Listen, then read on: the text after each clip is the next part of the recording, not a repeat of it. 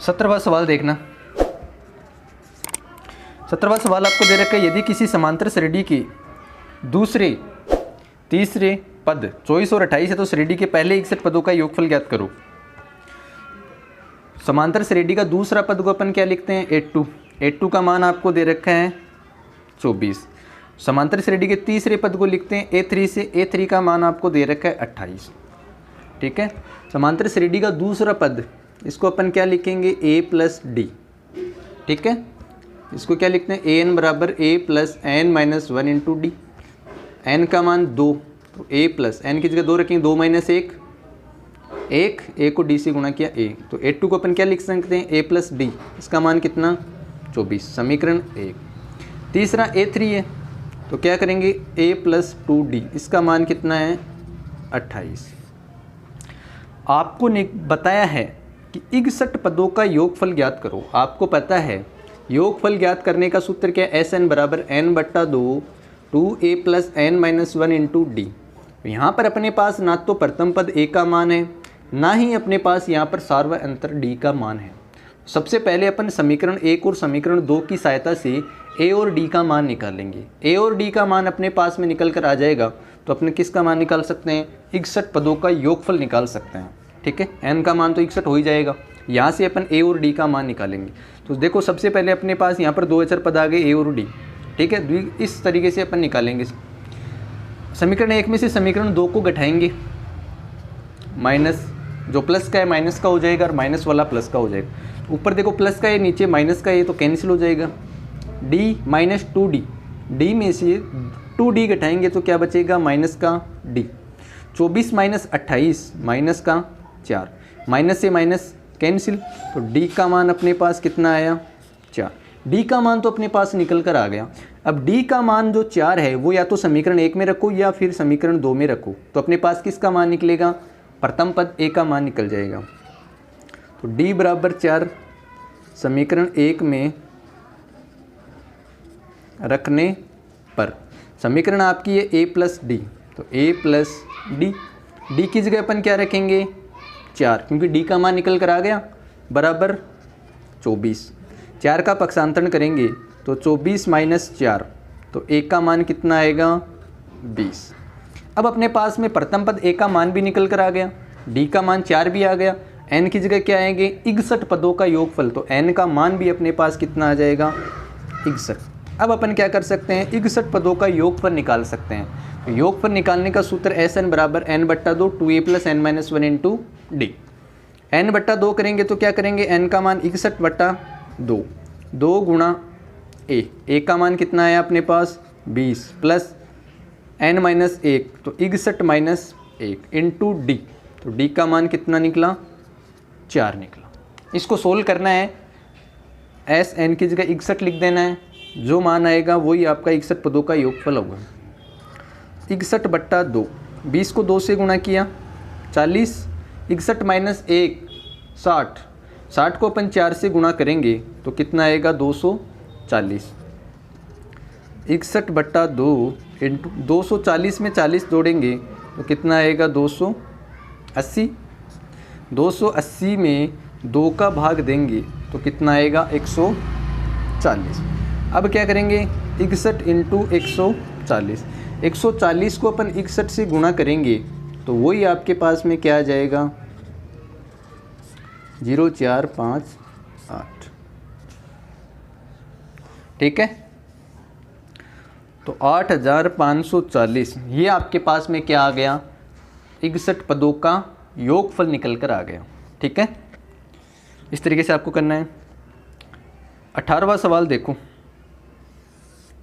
18वां सवाल आपको क्या बोल रहा है, एक 12 मीटर ऊंचा पेड़ तेज हवा से इस प्रकार टूट जाता है कि उसका शीर्ष जमीन को छूने लगता है और जमीन के साथ में 30 डिग्री का कोण बनाता है। तेज हवा से पेड़ जमीन से कितनी ऊंचाई से टूटा, वो ऊंचाई आपको ज्ञात करनी है। ये आपका टूटने से पहले पेड़ की डायरेक्शन है। टूटने से पहले पेड़ AB लंबाई जितना था, टूटने से पहले पेड़ की लंबाई कितनी थी, 12 मीटर। ठीक है, अब हवा इस प्रकार चलती है कि पेड़ बीच में से कहीं से भी टूट जाता है। जैसे मान लेते हैं अपन पेड़ यहाँ से टूट गया, तो जो ऊपर का हिस्सा है इसको अपन डी मान लेते हैं। डी बिंदु से कोई पेड़ टूट गया तो डी ए पार्ट कहाँ गया, घूमकर सी पर, यानी कि जो ये इसका शीर्ष ए है वो कहाँ, जमीन पर बिंदु सी को टच करता है। ठीक, इस तरीके से टूट जाता है। जो ऊपर का हिस्सा आपका है डी ए, वो पार्ट कहाँ जाएगा, डी सी की जगह आ जाएगा। ठीक है, तो मान लेते हैं अपन कि जो पेड़ टूटा है वो एच मीटर की ऊंचाई से टूटा है। कहाँ से टूटा है, एच टोटल 12 है, ये इतना एच हो गया, तो ये बाकी कितना बच गया, 12 माइनस एच, कितना हो गया 12 माइनस एच। तो डी सी की वैल्यू भी आपकी कितनी आएगी, 12 minus H. H, D B और डी सी इन दोनों को जोड़ेंगे तो किसके बराबर आएगा, ए बी के बराबर आएगा, क्योंकि ए बी अपने पास टूटने से पहले वृक्ष की ऊंचाई है, एच ऊंचाई से टूटता है। ठीक है, तो शेष दूरी कितनी बची, ऊंचाई 12 माइनस एच, ये आपकी 12 माइनस एच हो, 12 माइनस एच प्लस एच कितनी आएगी आपकी 12। टूटने के साथ ज़मीन के साथ इसमें इसका शीर्ष जो है वो कितने डिग्री का कोण बना रहा है, 30 डिग्री का। तो टूटने, अब आपको ज्ञात क्या करना है, एच की ऊंचाई ज्ञात करनी है कि पेड़ जो है वो ज़मीन से कितनी ऊंचाई से टूटा वो आपको निकालना है, यानी कि एच का मान आपको निकालना है। तो ये आपका समकोण त्रिभुज बन गया, ये 30 डिग्री है उन्नयन कोण, ये आपका लंब है, ये आपका कर्ण है। तो लाल बट्टा कक्का से आपको देखना है कि लंब और कर्ण दोनों किस में आ रहे हैं, लंब बट्टा कर्ण, साइन थीटा में। साइन थीटा लंब बट्टा कर्ण, लंब क्या है आपका बी डी और कर्ण क्या है आपका डी सी। साइन थीटा की वैल्यू 30 और बी डी का मान कितना है एच, और डी सी की वैल्यू 12 माइनस एच। साइन 30 की वैल्यू कितनी है, 1/2 बराबर एच बट्टा 12 माइनस एच। इतना करने के बाद में आपको वजर गुणा करना है, 1 को 12 माइनस एच से गुणा करना है, एच को 2 से गुणा करना है। 2 into H 2h, 12 minus H को 1 से गुणा करेंगे तो 12 माइनस एच आ जाएगा, माइनस एच का पक्षांतरण करेंगे तो प्लस का एच बन जाएगा बराबर 12। 2h प्लस एच 3h बराबर 12, h बराबर कितना हो जाएगा 12/3। 3 यहाँ पर h के साथ में गुणा में है, पक्षांतरण में जाएगा तो भाग में जाएगा, तो h का मान निकल कर कितना आया आपका 4 मीटर। h का मान 4, इसका मतलब जो पेड़ टूटा है वो ज़मीन से 4 मीटर की ऊंचाई से पेड़ टूटा है आपका। ठीक है, और जो ये 8 मीटर है वो आपका इस तरीके का झुकाव आ गया। ठीक है, 8 मीटर तो आपका ज़मीन का शीर्ष के साथ में 30 डिग्री का कोण बना रहा है। ठीक है, और 4 मीटर की ऊंचाई से आपका पेड़ टूटा है। जो डी बिंदु है वो कितनी ऊंचाई पर है आपका, 4 मीटर की ऊंचाई पर है। नेक्स्ट सवाल देखो, 19वां सवाल। 19वां सवाल है, ए की आधार बीसी पर दो त्रिभुज एबीसी और डीबीसी बने हैं। यदि एडी और बीसी परस्पर ओ पर प्रतिच्छेद करे तो सिद्ध करो त्रिभुज एबीसी का क्षेत्रफल बट्टा डीबीसी का क्षेत्रफल बराबर एओ बट्टा डीयू। ये आपको क्वेश्चन दे रखा है, 19वां सवाल।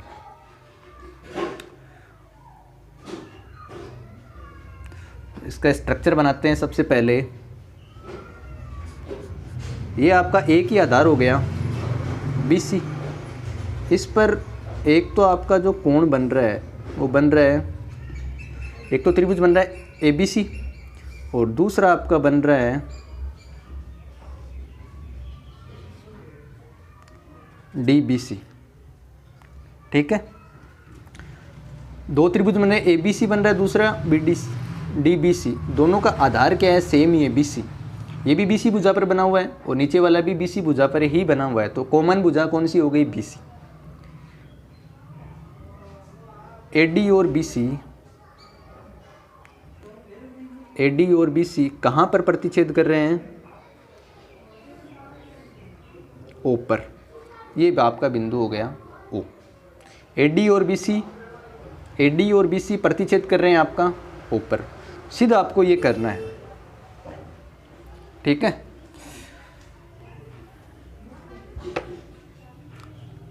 सिद्ध क्या करना है आपको, त्रिभुज एबीसी का क्षेत्रफल बट्टा त्रिभुज डीबीसी का क्षेत्रफल बट्टा बराबर एओ बट्टा डीयू। अपन क्या करेंगे, सबसे पहले रचना में बिंदु ए से बी सी पर लंब डालेंगे, ये क्या हो गया आपका ई, और बिंदु डी से अपन बी सी पर लंब डालेंगे, वो कौन सा हो गया आपका एफ हो गया। यहाँ पर कितने डिग्री का कोण बनेगा 90 डिग्री का। तो रचना में अपन क्या करेंगे ए ई लंब बी सी, रचना में क्या करेंगे अपन ए ई लंब बी सी व डी एफ लंब बी सी खींचे, ये रचना में आपको काम करना है। ठीक है, अब अपन उपपत्ति कर लेते हैं। अब इसको अपन सिद्ध करते हैं। तो अपने पास यहाँ पर दो त्रिभुज बन रहे हैं, एक तो त्रिभुज ए ई ओ, ठीक है ए ई ओ, दूसरा त्रिभुज बन रहा है डी एफ ओ, ये वाला त्रिभुज। इसमें ये दोनों कितने डिग्री कोण बन रहे हैं आपके 90 डिग्री के। यहाँ पर अपन लेंगे त्रिभुज ए ई ओ व त्रिभुज डी एफ ओ में। ठीक, ये एंगल देखो, कोण ए ई ओ कितना है 90 डिग्री का और कोण डी एफ ओ कितना है 90 डिग्री का, तो दोनों कोण आपस में बराबर है। तो दोनों त्रिभुजों में अपन क्या लिखेंगे कोण ए ई ओ बराबर कोण डी एफ ओ। ठीक है, ये क्या है समकोण है आपकी। दूसरा क्या चीज़ बराबर है, इस त्रिभुज का कोण ए ओ ई और इस त्रिभुज का डी ओ एफ, ये दोनों कोण आपस में बराबर है। क्यों? क्योंकि ये कैसे कोण है आपके शीर्षाभिमुख कोण है, तो शीर्षाभिमुख कोण आपस में बराबर होते हैं। यहाँ क्या लिखेंगे कोण ए ओ ई बराबर कोण डी ओ ई। क्यों बराबर है, तो आपको रीजन लिखना है शीर्षाभिमुख कोण है। ठीक है, अपन दो कोण आपस में बराबर आ गए, तो अपन क्या लिखेंगे कोण कोण समरूपता नियम से, कोण कोण समरूपता नियम से दोनों त्रिभुज क्या हो जाएंगे आपके समरूप। यहाँ क्या लिखेंगे अपन त्रिभुज ए ई ओ सर्वांग सम हो जाएंगे त्रिभुज डी एफ ओ। सर्वांग सम हो जाएंगी तो एक त्रिभुज की जो भुजाएं है वो दूसरे त्रिभुज की संगत भुजाओं के बराबर हो जाएंगे। ठीक है, तो यहाँ पर इस त्रिभुज की ए ई भुजा और इस त्रिभुज की डी एफ भुजा आपस में बराबर हो जाएगी। इस त्रिभुज की ए ओ भुजा और इस त्रिभुज की डी ओ भुजा आपस में बराबर हो जाएंगी। तो समरूपता अपने पास आई है, दोनों त्रिभुज सर्वांग सम हुए हैं। इसके अलावा इसकी जो तीनों भुजाएं हैं वो भी दूसरे त्रिभुज की तीनों संगत भुजाओं के बराबर हो जाएगी। तो ए ई बट्टा डी एफ ये किसके बराबर हो जाएंगे ए ओ बट्टा डी ओ। ठीक है, समीकरण नंबर 1 दे देते हैं। अब देखो, अब अपन क्या करेंगे त्रिभुज ए बी सी और त्रिभुज डी बी सी, इन दोनों का क्षेत्रफल निकालेंगे। ठीक है, इसका आर एच एस तो अपने, इसका एक भाग तो अपने पास निकल कर आ गया ए ओ बट्टा डी ओ। अब ये वाला पार्ट सिद्ध करना है, तो ये वाला पार्ट लेके आने के लिए क्या करेंगे, पहले अपने त्रिभुज ए बी सी का क्षेत्रफल निकालेंगे, फिर डी बी सी का क्षेत्रफल निकालेंगे। ए ओ बट्टा डी ओ तो आ गया, अब इन दोनों का मान निकालेंगे अलग अलग। तो पहले निकालेंगे त्रिभुज ए बी सी का क्षेत्रफल 1/2 गुणा आधार गुणा ऊंचाई। तो ए बी सी का आधार क्या हो गया बी सी और ऊंचाई क्या हो गई ए ई।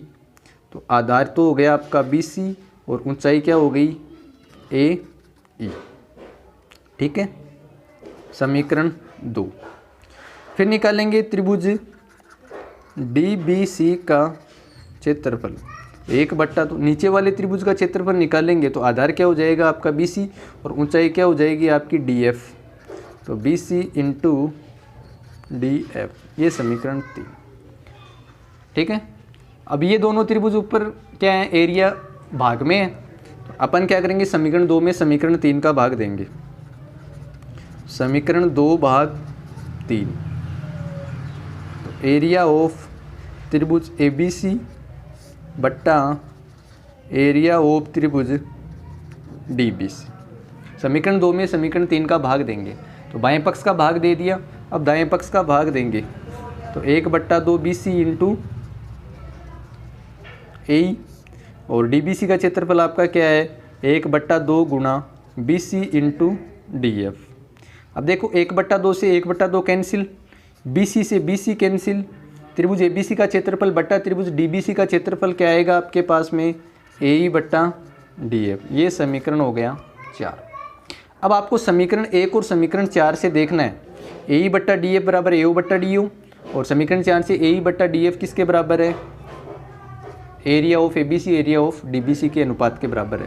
तो अपन यहाँ क्या लिखेंगे, समीकरण 1 व 4 से त्रिभुज ABC का क्षेत्रफल बट्टा एरिया ऑफ त्रिभुज DBC। एरिया ऑफ त्रिभुज DBC का मतलब यही है कि त्रिभुज DBC का क्षेत्रफल ये किसके बराबर है, AE बट्टा DF। ये वाला पार्ट किसके बराबर है, AE बट्टा DF, और AE बट्टा DF किसके बराबर है आपका, AO बट्टा DO। तो डायरेक्टली अपन क्या लिख सकते हैं, AO बट्टा DO। इस तरीके से आपको ये निकालना है, इतनी सीधम। ये आपका 3 नंबर का सवाल हो गया। ठीक है, नेक्स्ट सवाल देखते हैं। नेक्स्ट सवाल है आपका 20वां सवाल। 20वां सवाल आपको इस तरीके से दे रखा है, A, ये बिंदु हो गया B, ये हो गया C, और ये हो गया आपका D। ये सवाल आपको दे रखा है। क्वेश्चन में क्या दे रखा है, जो चीज़ दे रखी है वो सबसे पहले लिखना। दिया हुआ क्या है, AB बराबर AC बराबर AD।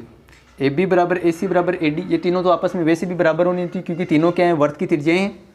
वर्त की त्रिज्याएं आपस में बराबर होती हैं। सिद्ध करना है, सिद्ध क्या करना है आपको, कोण BAD का मान 2 कोण BDC प्लस कोण CBD। ठीक है, ये वाला दे रखा है। इसके बाद में देखना, रचना में अपन ने क्या किया, बिंदु B को D से मिला दिया, B को D से मिलाया। ठीक है, B को अपन ने D से मिला दिया। अपन देखते हैं सबसे पहले BC चाप है आपका, ये चाप BC है। BC चाप के द्वारा केंद्र पर बना कोण BAC। BC चाप के द्वारा केंद्र पर तो बना कोण है BAC, और वर्त के शेष भाग पर चाप BC के द्वारा बना कोण BDC। केंद्र पर तो कौन सा कोण बन रहा है, BAC, और चाप BC द्वारा वर्त के अन्य भाग पर, वर्त की परिधि पर बना कोण कितना है, BDC। तो केंद्र पर बना कोण वर्त के शेष भाग पर बने कोण का कितना होगा, दुगुना होगा। तो यहाँ क्या बोल रहा है, अपन इसको लैंग्वेज में कैसे लिखेंगे, चाप BC केंद्र पर कोण BAC। चाप BC केंद्र पर तो कौन सा कोण बना रहा है, BAC, व वर्त के शेष भाग पर कौन सा कोण बना रहा है, BDC। BDC वाला कोण बना रहा है। वो आपको पता ही है कि वर्त के केंद्र पर बना कोण वर्त के शेष भाग पर बने कोण का कितना, दुगुना। तो केंद्र पर कौन सा कोण बन रहा है आपका, BAC, तो कोण BAC। वर्त के शेष भाग पर बना कोण BDC, इसका क्या हो जाएगा, दुगुना हो जाएगा। तो 2 कोण BDC, समीकरण नंबर 1। ठीक है, ये तो हो गया BC चाप के द्वारा। दूसरा आपके पास में है चाप CD। तो जो अपन ने प्रोसेस समीकरण 1 के लिए किया है वही आपको चाप CD के लिए करना है। तो चाप CD के द्वारा केंद्र पर बना कोण कौन सा हो गया, CAD, और चाप CD के द्वारा वर्त के शेष भाग पर बना कोण CBD हो गया। तो अपन लिखेंगे चाप CD केंद्र पर तो कौन सा कोण बना रहा है, कोण CAD। ठीक है, वह वर्त के शेष भाग पर कोण CBD बनाता है। वही बात, केंद्र पर बना कोण वर्त के शेष भाग पर बने कोण का दुगुना। तो केंद्र पर कौन सा कोण बन रहा है आपका, CAD। शेष भाग पर कौन सा कोण बन रहा है, CBD, इसका क्या हो जाएगा, दुगुना। तो CBD ये आपका समीकरण नंबर 2। अब क्या करना है, समीकरण 1 में समीकरण 2 को जोड़ना है। अपने को देखो सिद्ध करने वाले में कौन सा कोण चाहिए, BAD। तो BAC के अंदर अपन CAD को जोड़ेंगे तो कौन सा कोण बनेगा आपका, BAD। तो क्या करेंगे अपन, समीकरण 1 प्लस समीकरण 2, समीकरण 1 में समीकरण 2 को जोड़ेंगे तो समीकरण 1 का बायां भाग है BAC प्लस कोण CAD। जोड़ दिया कोण BAC में CAD को, बराबर 2 कोण BDC प्लस 2 कोण CBD। अब देखो कोण BAC में अपन CAD को जोड़ते हैं, BAC तो ये वाला कोण हो गया, और इस कोण को और इस कोण को दोनों को जोड़ते हैं तो अपने पास कौन सा कोण बनता है, कोण BAD। यहाँ पर कॉमन क्या आ गया आपका 2, अंदर क्या बचेगा, कोण BDC प्लस कोण CBD। ये वाला कोण आपका बन गया। यही आपको सिद्ध करना था। बिल्कुल सिंपल सा सवाल है आपका, 3 नंबर का सवाल। चाप के द्वारा केंद्र पर बना कोण और वर्त के शेष भाग पर बने कोण को आपको देखना है और दुगुना करना है। समीकरण 1 और समीकरण 2 को जोड़ना है। आपको जो सिद्ध करने वाली बात बताई वो निकल कर आ जाएगी। इस तरीके से आपको 20वां सवाल करना है, ठीक है। 21वां सवाल देखो,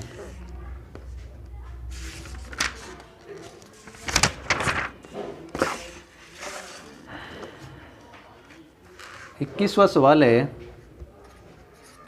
त्रिभुज ABC की भुजा BC को एक वर्त बिंदु P पर बाह्य स्पर्श करता है, अन्य 2 भुजाओं AB व AC को बढ़ाने पर Q व R पर स्पर्श करता है।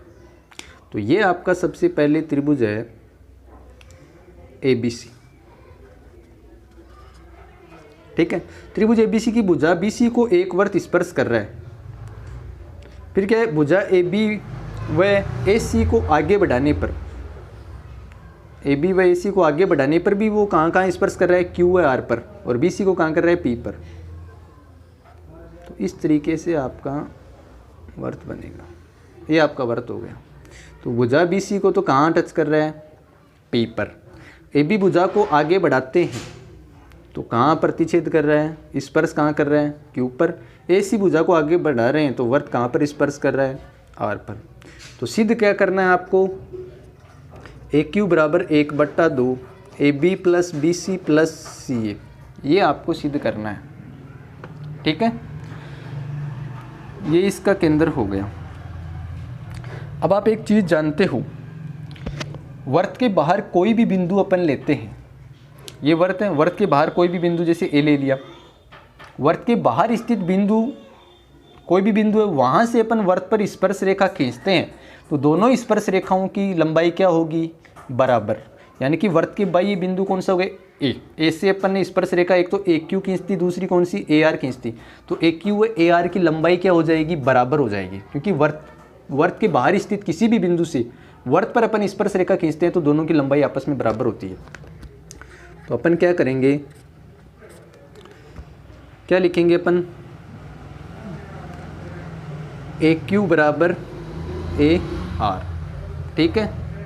समीकरण नंबर 1, AQ का मान AR के बराबर है। वो क्यों है, क्योंकि बाहर स्थित बिंदु से अपन ने स्पर्श रेखा खींची है, दोनों स्पर्श रेखाओं की लंबाई क्या होगी, बराबर। इसी प्रकार देखो, इस वर्त के बाहर बिंदु कौन सा है, B से एक स्पर्श रेखा BP और दूसरी स्पर्श रेखा BQ, तो दोनों स्पर्श रेखाओं की लंबाई बराबर हो जाएगी। इसी प्रकार BP का मान है वो किसके बराबर हो जाएगा, BQ, क्योंकि ये दोनों भी क्या है, स्पर्श रेखाएं हैं। इसी प्रकार बाहर स्थित बिंदु कोई हो गया C से अपन ने वर्त पर स्पर्श रेखा खींची CP व CR, CP बराबर CR, समीकरण नंबर 3, ठीक है। अब अपन क्या करेंगे, देखो समीकरण 1 से आपको दे रखा है AQ बराबर, दोनों स्पर्श रेखाओं को जोड़ेंगे, AQ प्लस AR को जोड़ेंगे, ठीक है। AQ प्लस AR को जोड़ेंगे, AQ को अपन क्या लिख सकते हैं, AB plus BQ, AB plus B Q. ये तो किसका मान आया आपका, ए क्यू का। ए क्यू को अपन लिख सकते हैं A B plus B Q, plus A R को अपन क्या लिख सकते हैं, A C plus C R, A C plus C R. ठीक, A B plus B Q, B Q का मान किसके बराबर है, बी पी के। तो बी क्यू की जगह अपन क्या लिख सकते हैं, बी पी लिख सकते हैं।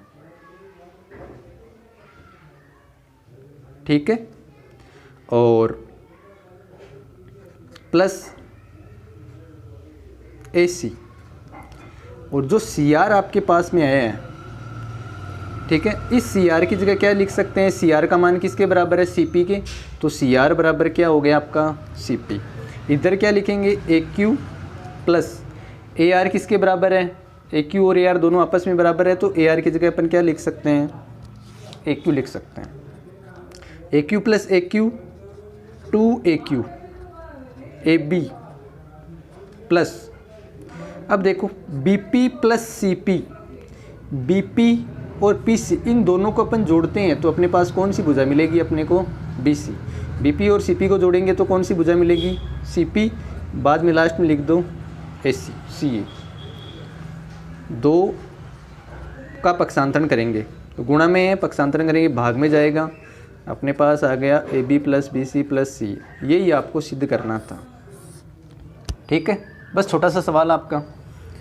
बाहरी स्थित बिंदु से स्पर्श रेखा लेंगे, दोनों की लंबाई बराबर, तो ए क्यू बराबर ए आर। ठीक है, इसी प्रकार बाहरी स्थित बिंदु बी, बी से बी पी और बी क्यू स्पर्श रेखा किसी, दोनों की लंबाई आपस में बराबर, बी पी बराबर बी क्यू। इसी प्रकार सी पी बराबर सी आर। अब ए क्यू प्लस ए आर, इन दोनों को जोड़ेंगे तो ए क्यू को अपन क्या लिख सकते हैं, A B plus B Q. इसी प्रकार ए आर को अपन क्या लिख सकते हैं, A C plus C R. ठीक है, A Q plus A R बराबर ए क्यू, तो ए आर की जगह अपन क्या लिख सकते हैं, ए क्यू लिख सकते हैं। ए बी, बी क्यू का मान बी पी के बराबर, तो बी क्यू की जगह बी पी लिख दिया। ए सी, सी आर का मान सी पी के बराबर, तो सी पी लिख दिया। टू ए क्यू बराबर A P, B P plus C P, ये वाला, ये दोनों पार्ट अपन जोड़ेंगे तो अपने पास भुजा मिलेगी बी सी, और ये हो गया ए सी। दो का पक्षांतरण किया, 1/2, ये आपका मान निकल कर आ गया। ठीक है, 22वां सवाल आप कर ही सकते हो। 22वां सवाल आपको क्या करना है, सबसे पहले कोई बीसी रेखा खींचनी है आपको 6 सेंटीमीटर की। ठीक है, मैं बता रहा हूँ थोड़ा सा। अब आपको बिंदु बी पर क्या करना है, 60 डिग्री का कोण बनाना है। तो ये इस तरीके से आपको प्रकार से चाप काटना है। पहला कोण जो कटेगा वो 60 डिग्री का होगा। उसके बाद में बी सी बिंदु, अगर ए बिंदु कोई ऊपर आएगा अपने पास, वो ए बी की लंबाई कितनी है, 5 सेंटीमीटर। तो बिंदु बी पर प्रकार से 5 सेंटीमीटर का, जैसे यहाँ पर कोई 5 सेंटीमीटर का चाप अपने पास में आ गया, इस तरीके से आपको खींचनी है 5। बाद में ए को क्या करना है, आपको सी से मिलाना है। सी से मिलाने के बाद में आपको क्या करना है, परिगत वर्त की रचना है। तो परिगत वर्त में अपन भुजाओं का अर्धक लेंगे।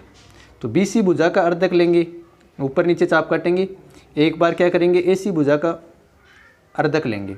दोनों अर्धक जहाँ पर मिलते हैं उसको अपन केंद्र मानेंगे। फिर इस बिंदु से ए तक की कोई भी एक शीर्ष तक दूरी ले लेंगे। उतनी दूरी का प्रकार खोलकर अपने को परिगत वर्त की रचना करनी है। तो इस तरीके से आपको ये सवाल करना है। 23वां सवाल देखना। एक वर्त की त्रिज्या 21 सेंटीमीटर है। जीवा द्वारा केंद्र पर अंतरित कोण 90 डिग्री है। इस जीवा द्वारा बने लघु वर्तखंड का क्षेत्रफल ज्ञात करो। तो ये आपकी 21 सेंटीमीटर त्रिज्या का कोई वर्त है। ये इसकी कोई जीवा है। ठीक है, ए बी जीवा क्या हो गई आपकी, ए बी। ए बी जीवा के द्वारा केंद्र पर जो बना कोण है वो कितना है, 90 डिग्री है। तो इस जीवा द्वारा लघु वर्तखंड, ये आपका लघु वर्तखंड हो गया। इस लघु वर्तखंड का क्षेत्रफल आपको निकालना है। तो अपन जानते हैं आर का मान तो कितना है 21 और थीटा की वैल्यू आपको दे रखी है 90। तो लघु वर्तखंड का क्षेत्रफल क्या होता है, पाई आर स्क्वायर थीटा बट्टा 360 minus 1/2 R square sine theta. ठीक है, अब यहाँ पर अपने पास आर स्क्वायर, चलो करते हैं 22/7 पाई का मान। आर स्क्वायर करेंगे तो 21 × 21 इंटू थीटा की वैल्यू 90 डिग्री बट्टा 360 माइनस का 1/2 आर स्क्वायर करेंगे तो 21 इंटू 21 साइन थीटा का मान 90। 21 इंटू 21 देखो दोनों में कॉमन आ रहा है तो इसको अपन बाहर ले लेते हैं तो 441। ठीक है, 360 में 90 का भाग देंगे कितनी बार जाएगा?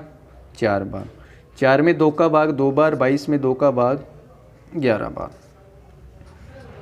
तो 441 तो अपने पास बाहर आ गया, अंदर क्या बचेगा? 11। 7 नीचे आएगा, 2 से गुणा होगा तो ऊपर तो अपने पास बच गए 11, नीचे 7 दूनी 14 माइनस 441 बाहर आ गई।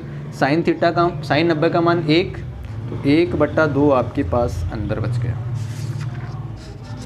ठीक है, ये वाली स्टेप आपके पास आई है 441 और अंदर आपके पास बचा है 11/14 माइनस 1/2। ये आपके पास में स्टेप आई। इससे आगे चलते हैं तो 441 14 और 2 का लघुत्तम कितना आ गया? 14। 14 में 14 का भाग देंगे 1 बार जाएगा, 1 को 11 से गुणा करेंगे 11 माइनस 14 में 2 का भाग 7 बार। 441 इंटू 11 माइनस 7 4/14। ठीक है, अब देखो 2 का भाग देंगे 2 बार जाएगा, इसमें कितनी बार जाएगा? 7 बार जाएगा।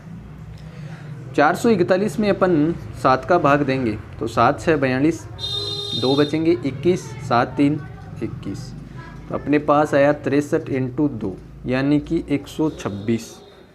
126 वर्ग सेमी आपके पास में लघु वर्गखंड का क्षेत्रफल आ गया। इस तरीके से आपको करना है, कुछ नहीं करना। आर का मान आपको दे रखा है, थीटा की वैल्यू आपको दे रखी है, बस लघु वर्गखंड का जो सूत्र है वो आपको दिमाग में रहना चाहिए। वो आपके पास वो अगर आपको सूत्र याद है तो आप मान रख के आप सवाल हल कर सकते हो। 24वां सवाल, एक धातु का गोला जिसकी त्रिज्या 9 सेमी है को पिघलाकर 3 सेमी त्रिज्या और 6 सेमी ऊंचाई के कितने बेलन बनाए जा सकते हैं? गोले से अपन क्या बना रहे हैं? बेलन। ठीक है, तो गोले के आयतन में अगर एक बेलन के आयतन का अपन भाग देते हैं तो अपने पास में जितने बेलन बनते हैं उनका मान निकल कर आ जाएगा। मान लेते हैं, माना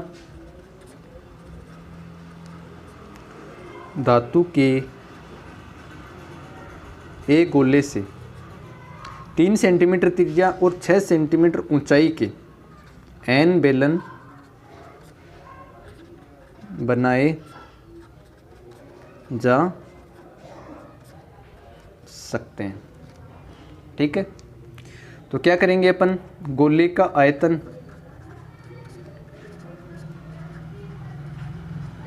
इस गोले के आयतन ये किसके बराबर हो जाएगा? n इंटू एक बेलन का आयतन। गोले का आयतन है, इस गोले से अपन बेलन बना रहे हैं। कितने बेलन बन रहे हैं? n बन रहे हैं। n का मान अपने को निकाल सकते।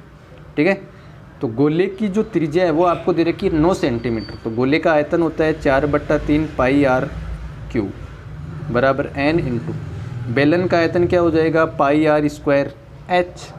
पाई से पाई कैंसिल हो जाएगा। गोले की त्रिज्या तो 9 सेंटीमीटर, बेलन की त्रिज्या आपको दे रखी है 3 सेंटीमीटर, ऊंचाई दे रखी है 6 सेंटीमीटर। तो मान रखना आपको 4/3 इंटू r का मान 9 की पावर 3 बराबर n इंटू r स्क्वायर। बेलन की त्रिज्या आपकी 3 तो 3 का स्क्वायर और ऊंचाई आपकी दे रखी है 6। 4/3 इंटू 9 की पावर 3 बराबर n इंटू 3 का स्क्वायर कितना हो जाएगा? 9 इंटू 6। यहाँ पर 9 की पावर 3, यहाँ की 9 की पावर 1 तो 1 पावर कैंसिल हो जाएगी, कट जाएगा इससे।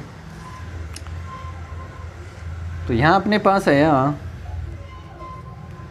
4/3 इंटू 9 का स्क्वायर करेंगे 81 बराबर n इंटू 6 6n। n बराबर कितना हो जाएगा? 4 इंटू 81/3। n के साथ में 6 गुणा में पक्षांतरण करेंगे, भाग में जाएगा। ठीक है, 81 में 3 का भाग देंगे 27 बार जाएगा। 27 में अपन 3 का भाग देंगे तो 9 बार जाएगा, और 6 में 3 का भाग देंगे 2 बार जाएगा, 4 में 2 का भाग 2 बार, तो n बराबर 2 × 9, तो n का मान कितना आ गया 18। यानी कि धातु का जो गोला है उस गोले से अपन 3 सेंटीमीटर त्रिज्या और 6 सेंटीमीटर ऊंचाई वाले कितने बेलन बना सकते हैं? 18 बेलन बना सकते हैं। ठीक है, इस तरीके से आप जो भी सवाल करते हो उसमें आयतनों को आपको बराबर करना है। ठीक है, आयतन ही बराबर करना है और आपका सवाल निकल कर आ जाएगा। नेक्स्ट देखो 25वां सवाल।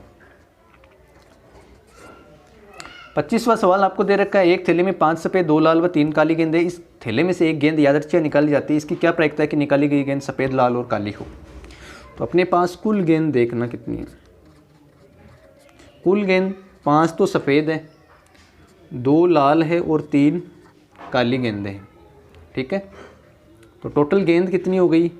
5 2 7 और 3 10। कुल गेंद यानी कि जो निशेष स्थिति अपने पास में बन रही है वो कितनी बन रही है? 10। तो पहला सवाल, जो गेंद अपन चुनते हैं, जो गेंद अपन थैले में से निकालते हैं, वो कौन सी गेंद होनी चाहिए? सफ़ेद गेंद। तो सफ़ेद गेंद की जो अनुकूल स्थिति है वो कितनी हो जाएगी? 5। क्योंकि अपने पास सफ़ेद गेंद 5 है, तो उस थैले में से जो गेंद निकालेंगे तो जो उनकी सफ़ेद गेंद निकलने की जो अनुकूल स्थिति है, कुल संभावनाएं कितनी बन सकती है? 5। निशेष स्थितियाँ कितनी हैं? 10। तो प्रायिकता निकालेंगे तो कैसे निकालेंगे? अनुकूल बट्टा कुल। अनुकूल तो आपके पास 5 है, कुल स्थितियाँ कितनी हैं? 10। तो प्रायिकता निकल कर कितनी आएगी? 1/2। दूसरा है, निकाली गेंद लाल हो, उसकी प्रायिकता क्या है? तो लाल गेंद अपने पास में कितनी है? 2। तो अनुकूल स्थिति कितनी हो गई आपके पास में? 2। और निशेष स्थिति या कुल स्थिति कितनी है? 10। तो इसकी प्रायिकता कितनी हो जाएगी? 2/10, 1/5। ठीक है, अपने पास काली गेंद की प्रायिकता क्या होगी? तो काली गेंद अपने पास कितनी है? 3। तो काली गेंद निकालने के लिए जो अनुकूल स्थिति आपके पास में बन रही है, तो अनुकूल स्थिति कितनी हो गई आपकी? 3। और निशेष स्थिति या कुल स्थिति आपके पास में 10 है, तो प्रायिकता निकालेंगे तो अनुकूल बट्टा निशेष, अनुकूल है 3 और ये कितनी है? 10। इस तरीके से आपको करना है।